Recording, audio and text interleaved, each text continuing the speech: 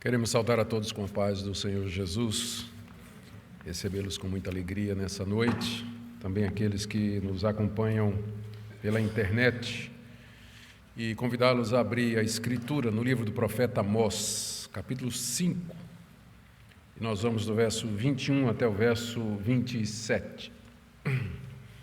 Enquanto você procura, lembre de desligar o seu celular. Hoje de manhã eu estava participando do culto, e só ouvi atrás de mim: a 200 metros entre a direita, seu destino está à sua esquerda. Então, alguém naturalmente esqueceu de desligar o Waze, né? Então, ninguém quer saber onde você vai, por gentileza, desligue o seu celular, enquanto você procura aí Amós, capítulo 5. Eu não olhei nem para trás para saber quem é, então você pode ficar à vontade, não sei quem foi. Capítulo 5, do verso 21 até o verso 27 do profeta Amós. Aborreço, desprezo as vossas festas, e com as vossas assembléias solenes não tenho nenhum prazer. E ainda que me ofereçais holocaustos e vossas ofertas de manjares, não me agradarei deles, nem atentarei para as ofertas pacíficas de vossos animais cevados. Afasta de mim o estrépito dos teus cânticos, porque não ouvirei as melodias das tuas liras. Antes corra o juízo como as águas e a justiça como o ribeiro perene. Apresentaste-me vós sacrifícios e ofertas de manjares no deserto por 40 anos, ó casa de Israel. Sim, levaste Sicute, vosso rei, Quium, vossa imagem, e o vosso Deus estrela, que fizestes para vós mesmos. Por isso vos desterrarei para além de Damasco, diz o Senhor, cujo nome é Deus dos exércitos. Oremos. Senhor, nós queremos que o nosso culto seja agradável a Ti. Mas com frequência, Senhor, nós não estamos atentos ao que o Senhor pensa do nosso culto. Por isso, o Senhor nos dê graça e misericórdia ao meditarmos na Tua palavra, para que vejamos o que de fato Tu desejas de nós, quando nos reunimos para Te servir. Nós pedimos que a exposição das Tuas palavras nessa noite seja usada pelo Teu Espírito no coração de cada pessoa que está aqui nessa noite ou que nos acompanha pela internet. Que Tu recebas toda a glória para a alegria do Teu povo, para a edificação dos Teus eleitos e para a salvação de pecadores. É o que nós pedimos no nome de Jesus. Amém. Meus irmãos, o culto sempre foi a parte mais importante da religião que Deus revelou ao seu povo, tanto no Antigo Testamento como no Novo Testamento.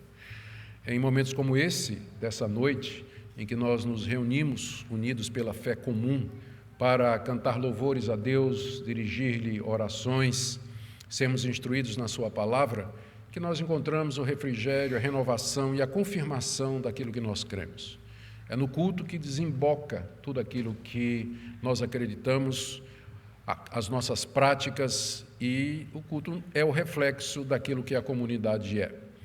O culto é tão importante, o culto público é tão importante para Deus, que há orientações muito sérias e detalhadas a respeito do culto no Antigo Testamento, destinadas ao povo de Israel. Deus não aceitava ser adorado de qualquer maneira. O culto tinha que ser de acordo com aquilo que Ele havia determinado.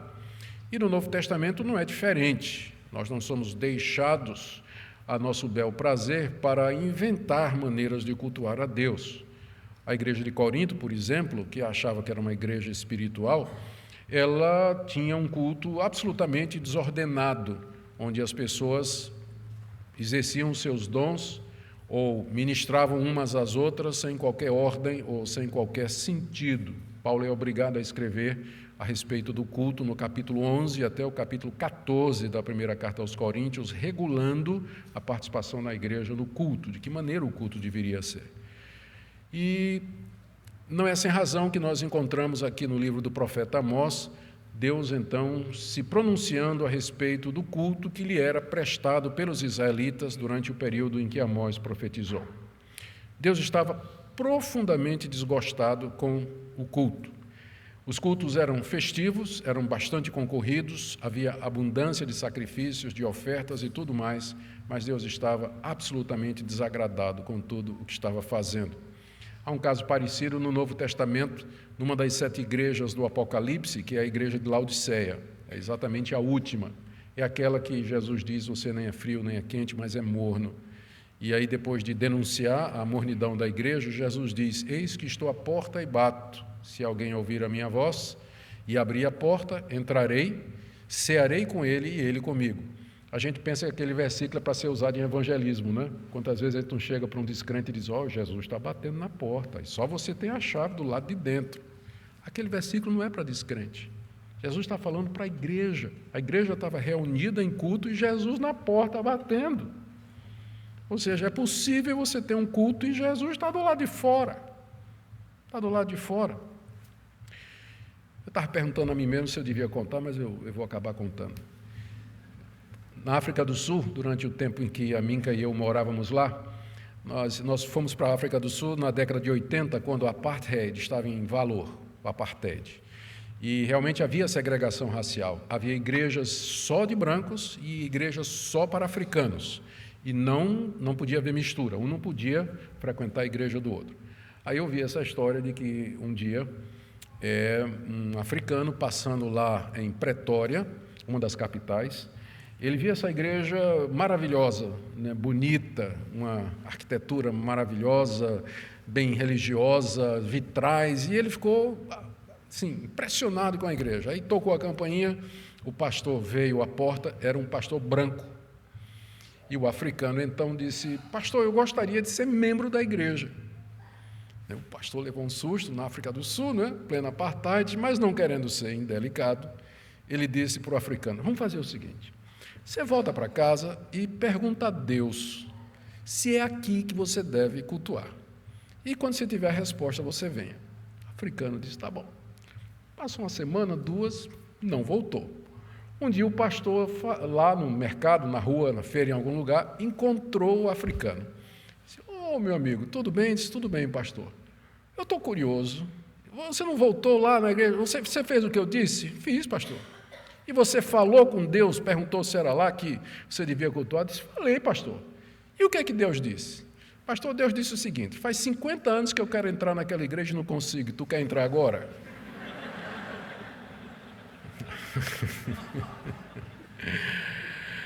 É tragicômico, não é? Mas a verdade é essa, que um culto pode ser oferecido dentro de toda a regulamentação que Deus deu e ainda não ser agradável a Deus. E é isso que nós chamamos de religiosidade. Religiosidade.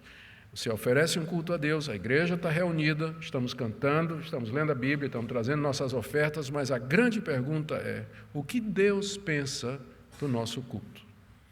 E é isso que Amós está dizendo da parte de Deus à nação de Israel, que Deus não estava nem um pouquinho satisfeito com o culto que eles estavam prestando. Os israelitas do Reino do Norte, eles haviam desenvolvido uma teologia, que nós chamamos aqui de teologia do Reino do Norte, de que Deus estava com eles sempre, independentemente da situação, e que por isso eles jamais seriam vencidos pelos inimigos e que eles gozariam da proteção de Deus e da prosperidade que Deus haveria de dar. Essa teologia era baseada no fato de que Deus tinha sim feito uma aliança com a nação de Israel, era baseada no fato de que eles estavam, sim, vivendo um período de prosperidade debaixo do governo do rei Jeroboão II, e também no fato de que eles prestavam culto a Deus em 3 santuários que eram colocados em locais estratégicos de Israel, que era Betel, Gilgal e mais ao sul, lá em Beceba. Nesses 3 lugares haviam templos que haviam sido dedicados a Deus, onde os israelitas iam cultuá-lo, e lá levavam suas ofertas e sacrifícios. Mas a missão que Deus deu ao profeta Amós, que era do Reino do Sul, foi que fosse ao Reino do Norte para dizer isso, eu não estou satisfeito com o culto que vocês estão me prestando. Na mensagem anterior, nós vimos o que Amós havia dito da parte de Deus, que eles deveriam, na verdade, buscar a Deus para viver. Não era Deus que eles estavam buscando no culto. Isso está no capítulo 5, verso 4. Deus, na verdade, Amós diz, estava a caminho para se encontrar com eles, só que Deus estava vindo no exército assírio, estava vindo em juízo, passando no meio da nação de Israel, está no capítulo 5, verso 6. e que eles deveriam se preparar para esse encontro com Deus. Capítulo 4, verso 11, capítulo 5, verso 18, mensagens anteriores, onde o profeta estava dizendo da parte de Deus: vocês pensam que eu estou com vocês, mas eu não estou. Vocês estão até dizendo que venha o dia do Senhor. Tudo bem, eu vou, mas vocês não vão gostar quando eu chegar, porque eu virei em juízo. E agora o profeta vira as baterias para o culto que estava sendo oferecido a Deus, anunciando o grande desprazer do Senhor diante de toda aquela religiosidade. Eu queria, então, dividir essa passagem em 3 partes. Primeiro, o que é que Deus sentia em relação ao culto de Israel, versos 21 a 23. Depois, o que é que Deus... As 2 razões pelas quais Deus não aceitava o culto que estava sendo oferecido, que está no verso 24 até o verso 26. E a terceira parte é o castigo, então, que Deus daria à nação, que está no verso 27. Então, em primeiro lugar, o que é que Deus sentia em relação ao culto de Israel, versos 21 a 23. Vamos relembrar mais uma vez o que é que nós sabemos já a respeito daqueles cultos. Como eu disse, eles eram oferecidos em 3 lugares estratégicos: Betel, Gilgal e Berseba. E nesses lugares, o culto que era oferecido a Deus era uma imitação daquele culto que era feito no Reino do Sul, Judá, lá no Templo de Jerusalém. Era um culto sincrético. Eles, ao mesmo tempo que adoravam a Deus, eles faziam isso através da imagem de um bezerro de ouro. Tinha um bezerro de ouro em Betel e outro bezerro de ouro em Gilgal. Em Betesda não havia bezerro de ouro, mas havia o culto a outros deuses que era feito junto com o culto a Deus. É o que a gente chama de sincretismo. Um exemplo moderno hoje do que seria sincretismo, muito próximo de nós, é a queixa que muitos católicos romanos têm de que boa parte dos que se declaram católicos romanos, na verdade, são espíritas. Eles vão para a Igreja Católica, participam dos rituais da Igreja Católica, mas durante a semana vão para os centros espíritas e praticam o espiritismo. Há uma queixa, inclusive, dos padres e dos bispos, né, desse sincretismo da teologia católica e do espiritismo, que é muito popular no Brasil. Era alguma coisa parecida que estava acontecendo em Israel. Ao mesmo tempo que eles adoravam a Deus, eles adoravam a Deus através dos 2 bezerros de ouro e ofereciam culto a outros deuses também. E eram cultos concorridos. Eu imagino que esses santuários deveriam lotar durante as grandes festas, as romarias, né? Os dias marcados para essas festas, eles deveriam transbordar de gente. Mas, ao mesmo tempo em que os israelitas manifestavam toda essa religiosidade, eles estavam vivendo de maneira contrária àquilo que Deus havia revelado na sua lei. Amós já denunciou aqui, já vimos isso, que os juízes estavam recebendo suborno para passar sentenças injustas, favorecendo os ricos e penalizando os pobres, que os ricos e poderosos oprimiam os órfãos, as viúvas e os necessitados, que os ricos viviam para uma vida de prazer, e o maior exemplo que Amós achou disso foi chamar as mulheres de vacas de Bazã, né, que ninguém nunca mais vai esquecer esse sermão. A imoralidade sexual era bastante tolerada no Reino do Norte, a prática do adultério, entre outras coisas, além da adoração desses outros deuses juntamente com o Senhor. Por um lado, você tinha toda essa religiosidade exibida pelo povo de Israel, mas a vida deles, tanto na área moral, de justiça social e no tipo de culto que prestavam a Deus, não estava de acordo com aquilo que Deus havia revelado. Diante dessa situação, então, Amós coloca aqui 4 reações de Deus diante daqueles cultos, que nós vamos ver aí do verso 21 até o verso 23. Primeiro, Amós diz que Deus aborrecia, odiava, desprezava as festas. Verso 21, aborreço, desprezo as vossas festas. As festas aqui eram as festas de Páscoa, Pentecostes e Tabernáculos, que eram as 3 festas principais determinadas na lei de Moisés e que todo judeu deveria celebrar durante o ano. E durante esses períodos, esses 3 santuários enchiam de peregrinos que vinham cultuar a Deus. Essas festas eram importantes porque elas lembravam os atos salvadores de Deus em favor da nação de Israel. Lembravam o êxodo, lembravam o sacrifício do cordeiro, cujo sangue foi colocado na ombreira da porta no dia da saída do Egito. Lembravam o tempo que passaram no deserto, a festa dos tabernáculos, em que Deus os sustentou com o pão do céu. Portanto, eram festas arraigadas na própria história de Israel. Mas agora, o próprio Deus que havia determinado essas festas como comemoração e memória dos seus atos salvadores, ele diz que ele aborrecia e desprezava o momento quando o povo se reunia para celebrar, sacrificar e ofertar. Aborrecer aqui significa, de fato, odiar. É interessante que é a mesma palavra que aparece no verso 10 do capítulo 5, quando Amós diz assim: vocês aborrecem na porta os que vos repreende e abominais o que fala sinceramente, se referindo ao fato de que os juízes aborreciam aqueles que vinham procurar justiça no tribunal que era colocado na porta da cidade, no portão da cidade. É a mesma palavra que também aparece aí no verso 15: aborrecei o mal e amai o bem, indicando que os israelitas estavam fazendo o contrário, eles estavam aborrecendo o bem e fazendo o mal. Então, porque eles estavam aborrecendo o pobre e aborrecendo o bem, Deus agora aborrecia o culto deles. É a mesma palavra. Eu aborreço as festas que vocês estão me trazendo. Essa era a primeira reação de Deus. A segunda, ainda no verso 21, Deus diz: com as vossas assembleias solenes não tenho nenhum prazer. Onde a gente aprende que o propósito do culto é agradar a Deus. É para isso que nós nos reunimos aqui. É para agradar a Deus. E Deus aqui diz: eu não tenho o menor prazer no culto de vocês. Se vocês vieram aqui para me agradar, feio. Não deu. Eu não tenho o menor prazer no culto de vocês. Essas assembleias solenes mencionadas aí eram reuniões do povo em diversas partes do calendário israelita, como festa de lua nova e sábados, quando o pessoal fazia sacrifícios de animais a Deus. É interessante que esse verbo aqui, ter prazer, no Antigo Testamento, ele no contexto de culto, geralmente se refere ao fato de que Deus aspirava o cheiro dos animais queimados e ele tinha prazer nisso, ele se agradava. Então, a gente poderia traduzir essa expressão aqui: não tenho prazer nas suas assembleias solenes, da seguinte maneira: não estou cheirando bem. Ou seja, o que eu estou sentindo é um fedor.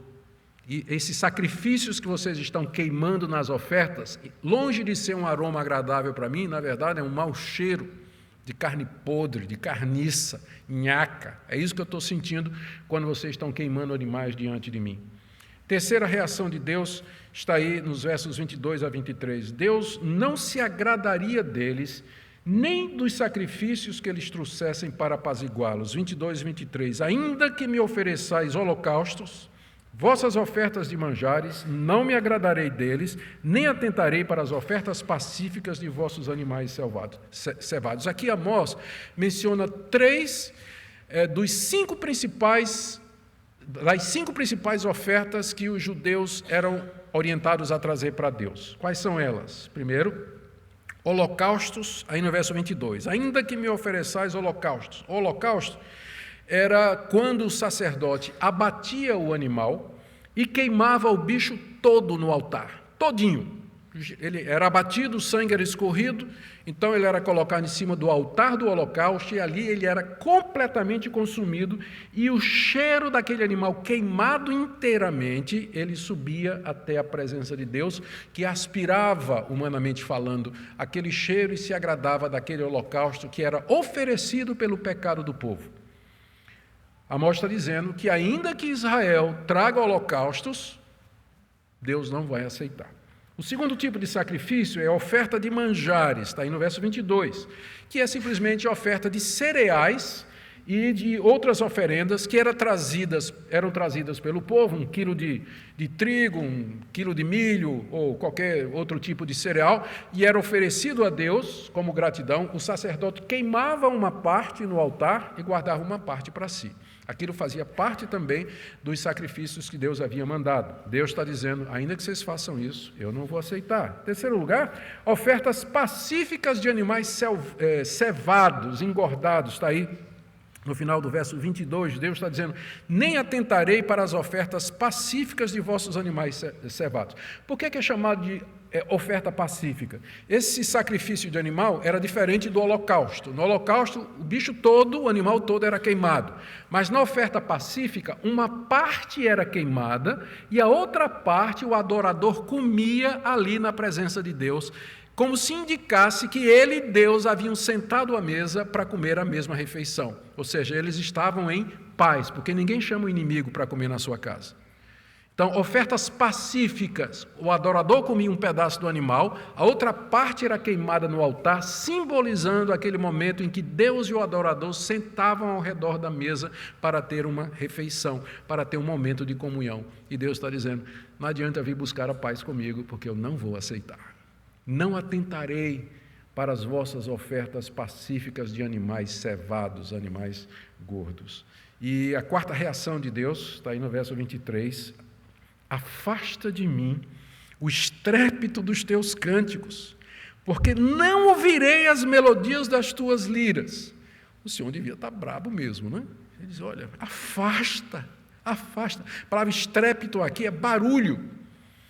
É barulho no hebraico, ou seja, Deus estava ouvindo a música deles e para Deus era barulho, irritante. Deus não queria ouvir aquele tipo de coisa.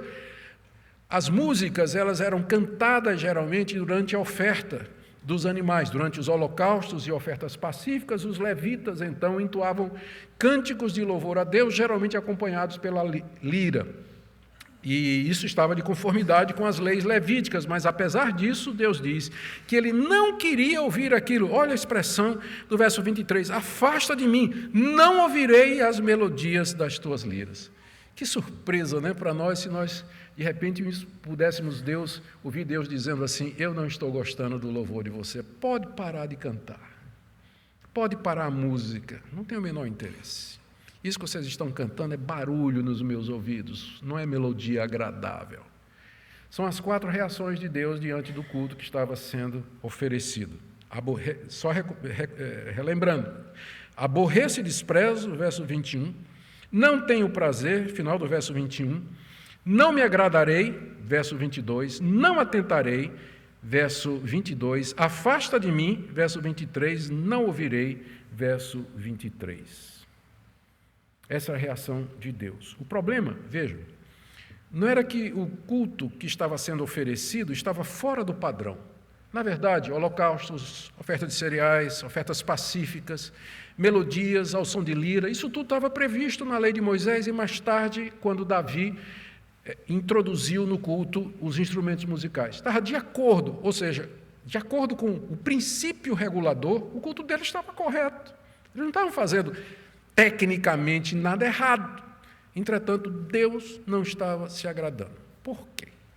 Agora vem a segunda parte da mensagem, as 2 razões que Deus apresenta, pelas quais ele não aceitava o culto que o seu povo estava lhe propondo. A primeira delas é que Deus estava atento aos pecados sociais cometidos em Israel. Veja o que diz o verso 24. Antes, ou seja, em vez de vocês virem aqui para me prestar culto, corra o juízo como águas e a justiça como ribeiro perene. Que o juízo e a justiça corram como águas aqui se referindo a uma inundação, uma enchente repentina. Sim, que o juízo e a justiça flua como um ribeiro perene, que nunca para de correr, como um rio caudaloso, que nunca se seca. Em outras palavras, Deus está dizendo, eu prefiro muito mais que vocês pratiquem a justiça e o juízo do que vocês se reúnam aqui todo sábado ou todo domingo para me cultuar. Eu não vou aceitar o culto de vocês enquanto vocês não viverem de acordo com os meus mandamentos, vocês têm que praticar a justiça, vocês têm que fazer o juízo. No contexto do que Amós está dizendo aqui, no verso 24, antes corra o juízo como águas e a justiça como ribeiro perene, significa, primeiro, arrependimento da parte dos juízes, por conta do suborno que eles recebiam para passar sentença falsa. Arrependimento da parte dos ricos e dos nobres, que vinham aos cultos oferecer seus sacrifícios, mas oprimiam o pobre, negava o salário do trabalhador, processava os coitados que tinham que fazer empréstimo para poder viver e não pagavam, que eles passassem então a praticar aquilo que a lei de Moisés mandava, ou seja, que os juízes dessem sentenças justas e não se corrompessem, que as autoridades estabelecessem impostos justos e que os ricos tratassem os pobres, os órfãos e as viúvas com misericórdia, caridade e generosidade. Tudo isso estava previsto na lei de Moisés. Ou seja, Deus disse: vocês acham que eu gosto tanto assim de culto, que eu vou fechar os olhos para ver o que é que vocês estão fazendo durante a semana? Vocês acham que eu sou o Senhor só do culto? Eu sou o Senhor da vida de vocês. A vida de vocês como um todo é culto para mim. Eu sou o Senhor de cada área da vida de vocês.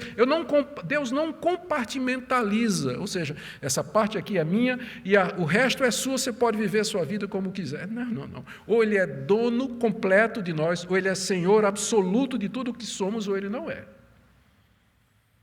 Por isso, eu não aceito o culto de vocês. Por quê?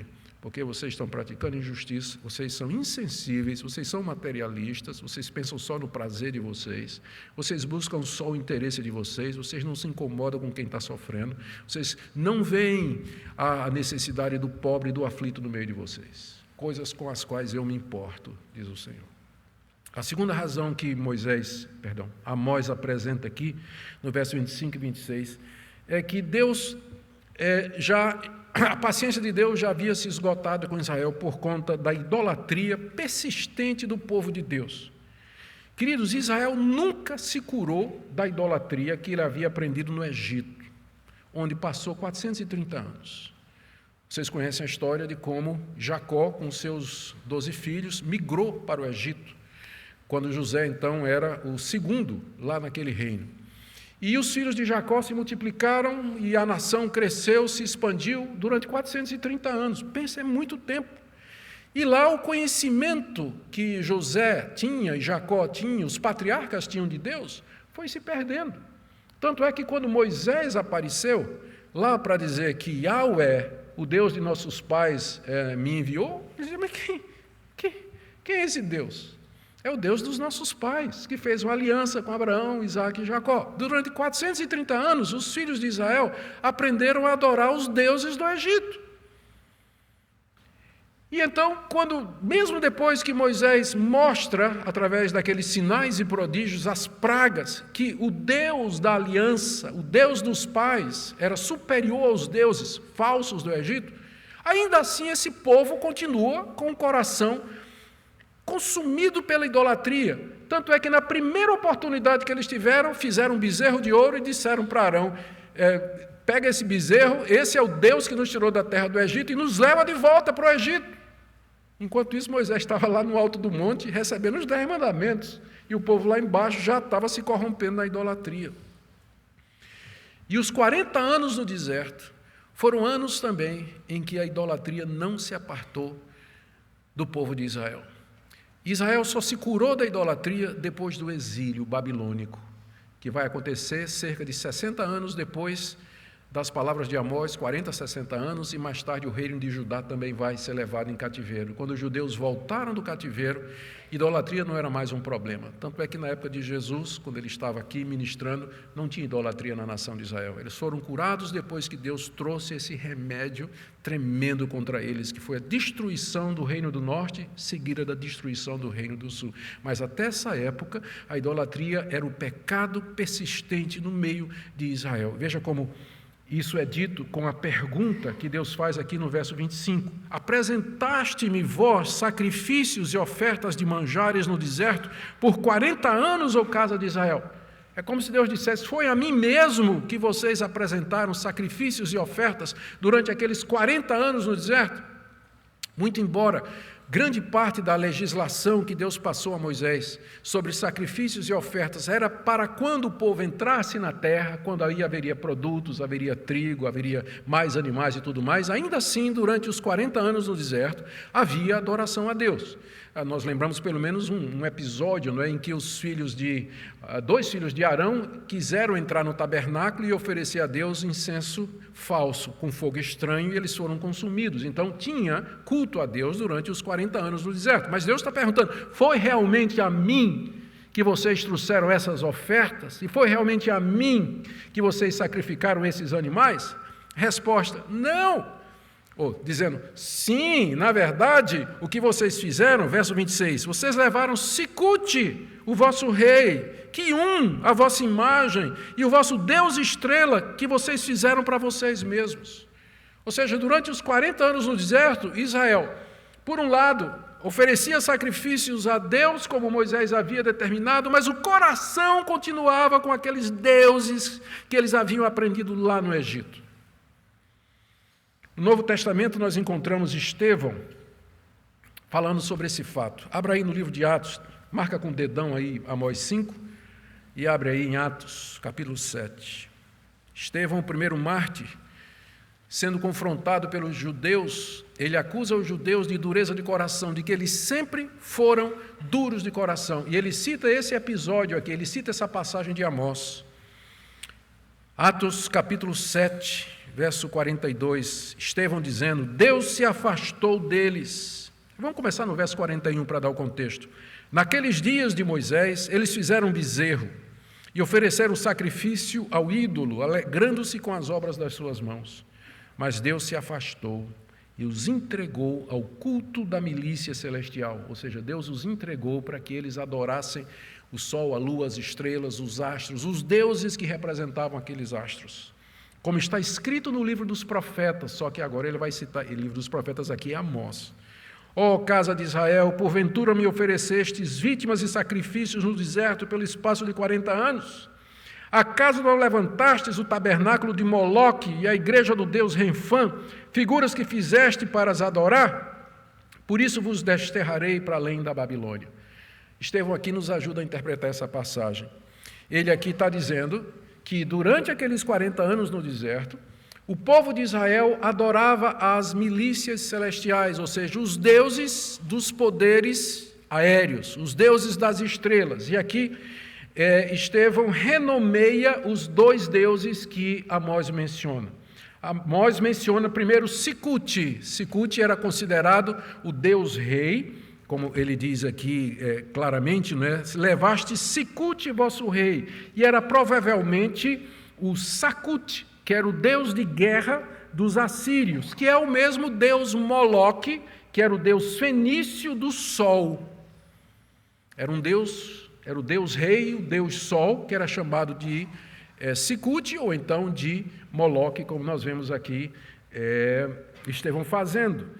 E os israelitas tinham até um tabernáculo para eles, já pensaram? Eles levavam o tabernáculo de Deus e ali de ladinho na surdina, informalmente, caixa 2, tinha o tabernáculo do deus Moloque ou do deus Sicute, que eles adoravam nesse sincretismo durante 40 anos no deserto.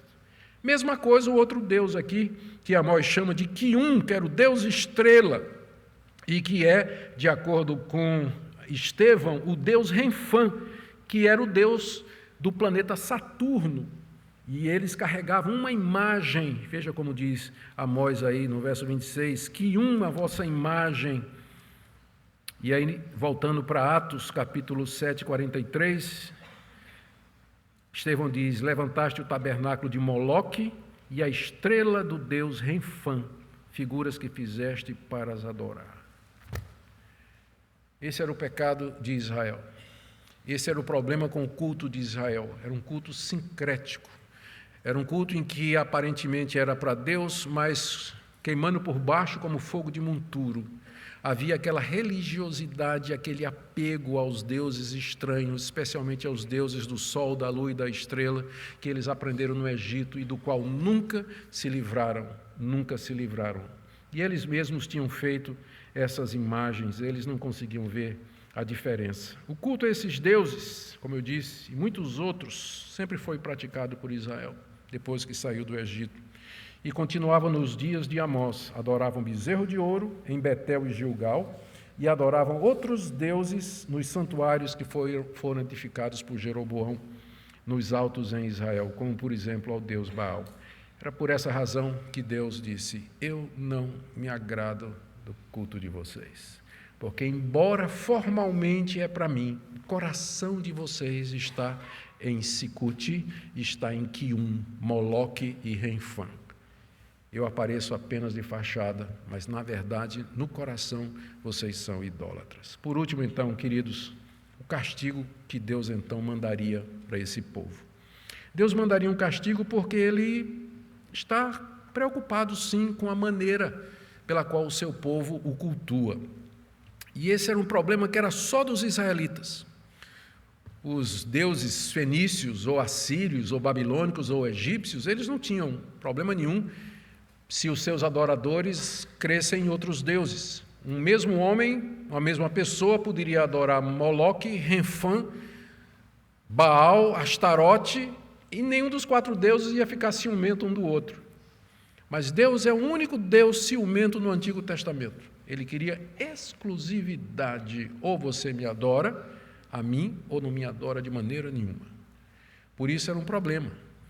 E Deus sempre se preocupou com o culto que deve ser oferecido a Ele, e por isso então que Ele castiga Israel por conta disso. A paciência dele tinha chegado ao fim, diante das opressões, injustiças, da idolatria incurável da nação de Israel, e o nome dele, e não é sem razão, Ele é o Senhor dos Exércitos, verso 27, por isso, por conta da injustiça que vocês cometem, dos pecados sociais e da idolatria associada ao meu culto, por isso, eu vos desterrarei para além de Damasco, diz o Senhor, cujo nome é o Deus dos exércitos. Não é significativo? Deus dos exércitos significa o Deus que criou o exército dos céus. Ele criou os céus, criou a lua, as estrelas, criou o sol, criou os astros, criou as galáxias. Em vez de adorar o Deus que criou todas estas coisas, os israelitas estavam adorando a criação em vez de adorar o Criador. O Deus dos exércitos, então, zeloso do seu nome, diz: eu não vou aceitar que vocês adorem a criação. O que é que eu vou fazer? Eu vou desterrar vocês. Desterrar significa tirar da terra e mandar embora. E vou desterrar vocês para além de Damasco. Esse era o castigo de Deus. Eles seriam levados para a Síria. E os seus cultos, então, haveriam de cessar.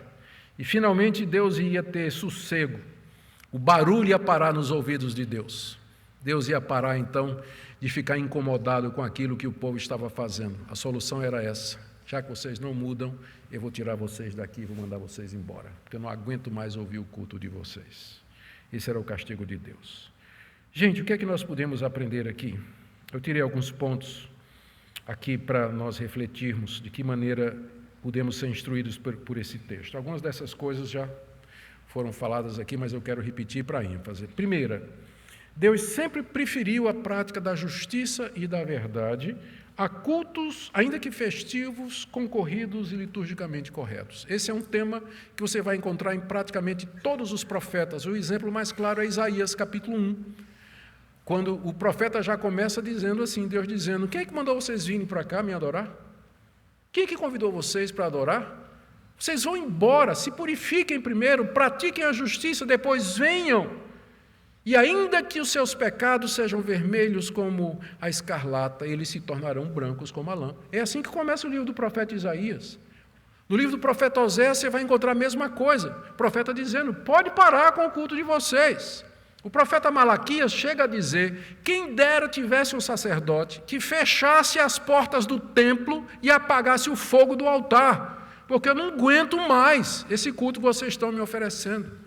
E se vocês pensam que isso é uma coisa só do Antigo Testamento, olhe de novo. O Senhor Jesus Cristo dizendo aos fariseus: hipócritas, bem profetizou Isaías, esse povo me adora com os lábios, mas seu coração está longe de mim. E o próprio Jesus disse: se você trouxer ao altar uma oferta e ali você lembrar que seu irmão tem alguma coisa contra você, pode parar, deixa diante do altar a oferta, Vai primeiro se reconciliar com seu irmão, depois venha e ofereça a sua oferta. Foi o próprio Jesus que disse isso. 1 Coríntios, o apóstolo Paulo diz no capítulo 11, que lá na igreja de Corinto já tinha muita gente que tinha morrido e estava doente, porque eles estavam celebrando errado a ceia do Senhor. No meio de embriaguez, de lutas, contendas e ciúmes. Não era a ceia do Senhor que eles estavam profanando a ceia do Senhor e Deus já estava castigando a igreja. Então não é só coisa do Antigo Testamento, não, é coisa do Novo Testamento, é geral. Deus se agrada muito mais de que nós vivamos e praticamos a justiça, de todos os cultos festivos, bonitos, cheios que nós pudermos apresentar a Ele. É claro que não precisa ser ou uma coisa ou outra. O que nós queremos, na verdade, são as duas coisas. Que nós vivamos uma vida reta diante de Deus e que nós prestemos a Ele o culto que Ele deseja. Mas se Deus tiver que escolher entre uma coisa e outra, Ele vai dizer, eu prefiro que você pare de me cultuar e vá primeiro acertar a sua vida, vá colocar a sua vida em ordem, depois venha para mim prestar culto. Segunda lição, Deus sempre aborreceu a adoração e a veneração de qualquer criatura em seu lugar, através de imagens, ídolos e símbolos. Isso é muito claro. Deus nunca aceitou isso e Ele continua não aceitando. Ele é espírito e Ele quer ser adorado em espírito e em verdade. Deus aborrece todo culto às imagens, ainda que dele mesmo, de Jesus, de Maria e dos santos. Ele aborrece todo culto que é feito a Ele através de imagem. Da mesma forma que Ele aborreceu que os israelitas queriam adorá-lo através do bezerro de ouro, da mesma forma Ele aborrece hoje você querer agradar a Deus através de alguma representação dEle. Terceira lição, determinados pecados, eles são passados de geração em geração e permanecem como um câncer no meio do povo de Deus. A idolatria era esse pecado na nação de Israel, mas na história da igreja, outros pecados, eles têm acompanhado geração de cristãos, como, por exemplo, o materialismo, apego aos bens materiais, a moldar-se ao mundo, a moldar-se à cultura, ou abusar da graça de Deus, que é o libertinismo. Esse tipo de atitude sempre acompanhou os protestantes, mesmo os reformados, e toda geração tem que lutar contra isso. Um dos lemas da reforma protestante foi que a igreja reformada, ela se renova constantemente, sempre reformanda est, ela sempre se reforma à luz da palavra de Deus. Por isso, queridos, nós precisamos de reforma constante para fazer a pergunta, Deus está se agradando do nosso culto? Estamos oferecendo a Ele um culto de acordo com sua palavra? Tradição não garante isso, porque meus pais fizeram isso há 50 anos, não garante isso. O que me garante isso é o que a palavra de Deus nos ensina. Quarta lição, e essa é dura para mim e para nós pastores, mesmo que a palavra de Deus seja pregada fielmente por homens piedosos, nem sempre ela produz arrependimento e conversão. Qual foi a reação de Israel diante dessa pregação de Amós? Entrou aqui? Saiu por aqui. Amós deve ter profetizado durante uns 10 anos, mais ou menos. Antes disso, Deus tinha mandado Elias, Eliseu, Joel. Todos eles pregaram contra a idolatria e anunciaram o juízo de Deus. Israel não deu ouvidos. Dali a 40 ou 60 anos, finalmente, Deus mandou o rei Sargão II, no ano 722, antes de Cristo, com o exército assírio, que entrou e arrebentou com a nação de Israel e os levou para o cativeiro. Ou seja, a nossa tarefa é sermos fiéis na pregação da palavra de Deus, ainda que não vejamos resultados. Amós não viu resultado nenhum da sua pregação. Que desânimo, não é? Que tristeza, eu imagino, que ele deve ter passado. Nós podemos somente alcançar os ouvidos. Eu só posso chegar no ouvido de vocês. Somente Deus tem acesso ao seu coração. E, por último, foi essa dureza de coração e resistência ao Espírito Santo dos judeus que os levaram finalmente a rejeitar Jesus Cristo. Esse é o ponto de Estevão, lá no sermão de Atos capítulo 7. Esse é o ponto dele, quando ele diz assim, vocês sempre rejeitaram os profetas, vocês sempre rejeitaram a palavra de Deus, e agora quando Deus mandou o próprio Filho, vocês o crucificaram e vocês o rejeitaram. É por esse motivo que Deus tirou o reino da nação de Israel e passou para gentios e judeus, passou para a igreja, que é composta daqueles que se arrependem e creem em Jesus Cristo como Deus e como Salvador. Finalmente, o que é que essa passagem quer de nós? Porque a pergunta é essa. Então, pastor, o que é que eu tenho que fazer diante disso? Eu só posso pensar nisso aqui. Primeiro, que cada um de nós examine sua vida, sua conduta, em casa, no trabalho e na escola, com essa pergunta: estou desagradando a Deus com minhas atitudes injustas contra meu próximo? Tenho levantado ídolos no meu coração, outros deuses? Amo mais alguém ou alguma coisa mais do que a Deus? Que cada um de nós, em segundo lugar, se arrependa dos seus maus caminhos e os deixe. Mágoas, ódio, injustiça, falta de misericórdia e perdão, amar pessoas e coisas mais do que a Deus. Se você quer que seu culto seja agradável a Deus, isso aqui é mais importante do que o princípio regulador. Que venhamos a Deus quebrantados e em fé, certos de que encontraremos perdão, reconciliação e renovação mediante a obra completa do nosso Senhor e Salvador Jesus Cristo. Eu me perguntei onde é que está o Evangelho nessa passagem, porque eu sou um pregador do Evangelho e não da lei. O Evangelho está aqui no fato de que o Senhor Jesus Cristo, Ele já se ofereceu a Deus, Ele é o cumprimento dessas ofertas, dos holocaustos, ofertas pacíficas, ofertas de manjares. Ele já se ofereceu a Deus. Ele já prestou a Deus um culto completo, Ele nos abriu o acesso à presença de Deus, onde nós podemos chegar, arrependidos, lavados pelo seu sangue, renovados, para prestarmos a Deus um culto em espírito e em verdade, como Ele deseja. Creia nisso. Nós podemos começar, nós podemos nos renovar espiritualmente e dar a Deus, de fato, um culto que é reflexo de uma vida comprometida com Ele. Ó Pai, nós mais uma vez nos curvamos diante de Ti, pedindo que Te agrades de nós, que o Senhor purifique o Seu povo de toda injustiça, de toda insensibilidade, materialismo, egoísmo, mundanismo, de ídolos que nós levantamos no nosso coração, pessoas que amamos mais do que a Ti, prazeres que prezamos mais do que a Ti, coisas que nós amamos mais do que a Ti. Livra-nos da idolatria, que nem sempre é feita para imagens, mas de ídolos do coração. Abençoe essa igreja, renova essa igreja, restaura essa igreja, a começar de mim, dos colegas pastores, presbíteros. Envia Teu Espírito Santo, de tal maneira que, quebrantados, humildes, purificados no sangue de Jesus, possamos viver para a Tua glória e cultuar-Te para o Teu deleite, porque Tu busca adoradores que Te adorem em espírito e em verdade. Para o louvor do Teu nome, nós oramos. Amém.